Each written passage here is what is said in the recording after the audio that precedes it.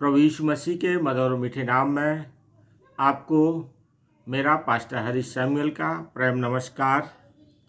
मैं धन्यवाद देता हूँ चापा मसीह परिवार के सभी एडमिन के लिए, जिन्होंने मुझे अवसर दिया कि मैं उनके ग्रुप में, या यूँ कहें अपने ग्रुप में, आज के दिन परमेश्वर के वचन की सेवा दे सकूं और बड़े दिन से संबंधित जो संदेश है आप सबके साथ बांट सकूं। एक संदर्भ जो मैं आपके सामने पढ़ना चाहता हूं, क्योंकि बाइबल में बड़े दिन से संबंधित आपको बहुत से संदेश सुनने को मिलेगा। तो एक समूह के विषय में मैं आज आपके साथ चर्चा करना चाहता हूं। तो जो समूह पाया जाता है वो है मत्ती रचित सुसमाचार 2 अध्याय पद 16 से लेकर आप 18 में पढ़ेंगे, जहाँ पे घटना इस प्रकार से है कि हेरोदेस ने ज्योतिषियों से कहा था कि जब तुम्हें वह बालक मिल जाए तो उसकी खबर मुझे देना, ताकि हम भी उस बालक को अर्थात प्रभु यीशु मसीह को दंडवत करेंगे। और जो ज्योतिषी हैं, प्रभु यीशु मसीह ज्योतिषियों ने स्वर्गदूतों के द्वारा संदेश पाया कि वो वापस हेरोदेस के पास न लौटें और वो अन्य मार्ग से अपने गांव, अपने शहर, अपने देश लौट जाएं। तो इस प्रकार से ज्योतिषियों ने हेरोदेस को धोखा दिया, और जब हेरोदेस ने देखा कि ज्योतिषियों ने धोखा दिया है तो हेरोदेस क्रोध से भर गया। और क्रोध से भर जाने के कारण से आप इस बात को पाएंगे कि उसने बेथलेहम और उसके आसपास के स्थानों के सब लड़कों को जो 2 वर्ष की आयु के या उससे कम के थे, उन सब को उसने मरवा डाला। और ये जो भविष्यवाणी है पहले से, यदि आप देखें तो यिर्मयाह की पुस्तक में इस भविष्यवाणी का वर्णन मिलता है, जिसे यदि आप पढ़ना चाहें तो यिर्मयाह की पुस्तक उसका 31वां अध्याय और पद 15 में इसका वर्णन है। जो वर्णन है वो इस बात का है कि रामाय में एक करुणानाद सुनाई दिया, रोना और बड़ा विलाप। राहेल अपने बालकों के लिए रो रही थी और शांत होना ना चाहती थी, क्योंकि वे अब नहीं रहे। प्रिय साथियों, राहेल अपने बालकों के लिए रो रही थी, अर्थात माताएं अपने बच्चों के लिए रो रही थीं, क्योंकि उनके बच्चे नहीं रहे। क्यों नहीं रहे? उसके पीछे जब आप अध्ययन करेंगे तो इस बात को पाएंगे कि परमेश्वर पुत्र रूप धारण करके इस संसार में पैदा हो रहा है, और प्रभु यीशु मसीह के रूप में परमेश्वर इस संसार में आया। और जब वह इस संसार में आया तो आप उस घटना को, सारी घटनाओं को जानते हैं कि किस प्रकार से मरियम ने पीड़ा उठाई, कष्ट उठाया, और किस प्रकार से आप यूसुफ को देखेंगे वो मानसिक रीति से परेशान रहा होगा। तो इनके विषय में तो हम सुनते हैं, लेकिन प्रभु यीशु मसीह के जन्म के समय एक और समूह जिसने बहुत बड़ी कीमत चुकाई है। प्रभु यीशु मसीह के जन्म की कीमत जिन्होंने चुकाई है, उसमें एक समूह है। वो उन माताओं का समूह है जिनके बच्चे प्रभु यीशु मसीह के जन्म के कारण मार दिए गए। अर्थात राहेल अपने बच्चों को रो रही क्योंकि वो बच्चे नहीं रहे। तो हम जन्मदिन की खुशी में हम कई बार देखते हैं, हम केवल घर सजाने में लगे रहते हैं। हम घर सजाने में, अच्छे कपड़े पहनने में, पकवान बनाने में, हम रिश्तेदारों के यहाँ विजिट करने में लगे रहते हैं। प्रिय साथियों, हम जन्मदिन की खुशियाँ मनाते हैं, और मनाइए, इसके लिए मैं कभी मनाही नहीं करूँगा। लेकिन आप इस बात को याद रखिए कि प्रभु यीशु मसीह के जन्म लेने का जो उद्देश्य है, जो मकसद है, वो पूरा होना चाहिए। क्योंकि प्रभु यीशु मसीह के जब प्रभु यीशु मसीह का जन्म हुआ है तो बहुत लोगों ने कीमत चुकाई है। मरियम ने कीमत चुकाई, यूसुफ ने कीमत चुकाई, और ये उन माताओं का समूह है जिनके बच्चे नहीं रहे। आप क्या सोचते हैं? हम एक लाइन में पढ़ देते हैं, राहेल उन बच्चों के लिए रो रही है जो बच्चे नहीं रहे।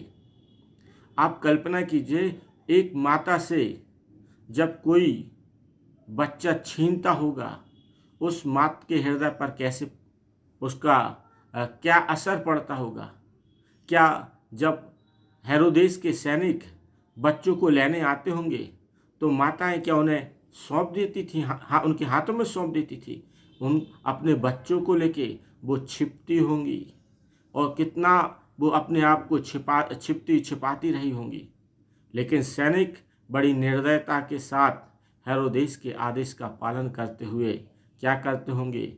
2 सैनिक माँ को पकड़ते होंगे, एक सैनिक बच्चे को छीनता होगा।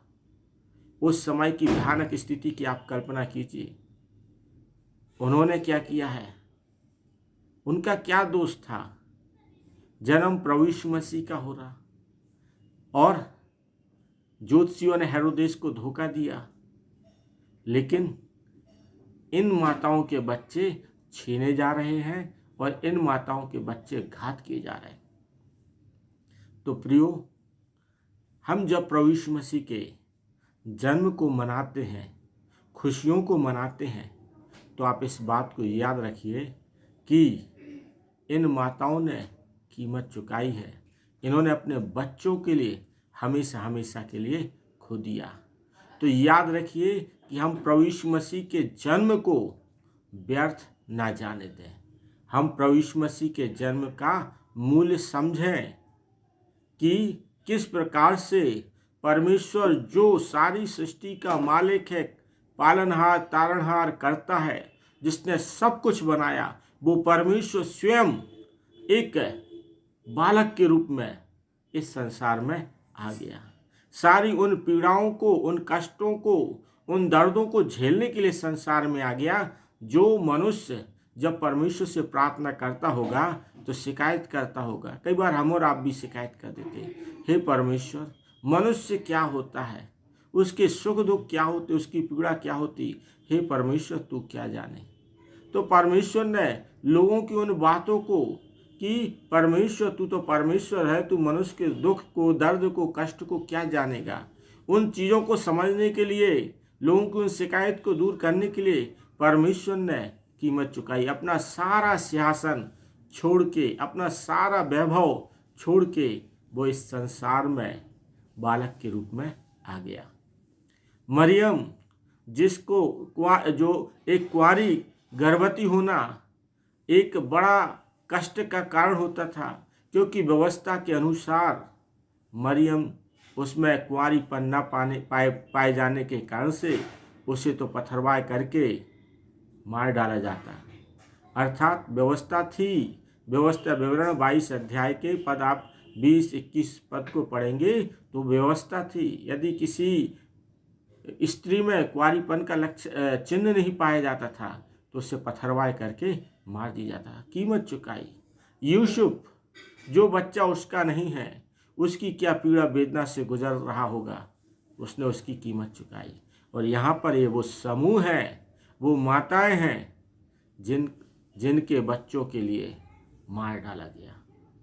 तो प्रियो, हम खुशियाँ मनाते हैं। आप घर को सजाइए, आप अच्छे कपड़े पहनिए, अच्छा पकवान बनाइए, दोस्तों मित्रों सब में खुशियाँ बांटिए, लेकिन याद रखिए, आपके उद्धार के लिए, आपके मुक्ति देने के लिए, आपको बचाने के लिए, पापों की क्षमा के लिए किसी ने अपनी कीमत चुकाई है।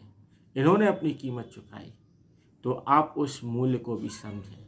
अपने हृदय में प्रभु यीशु मसीह का जन्म होने दें, अर्थात अपने हृदय को पवित्र करें।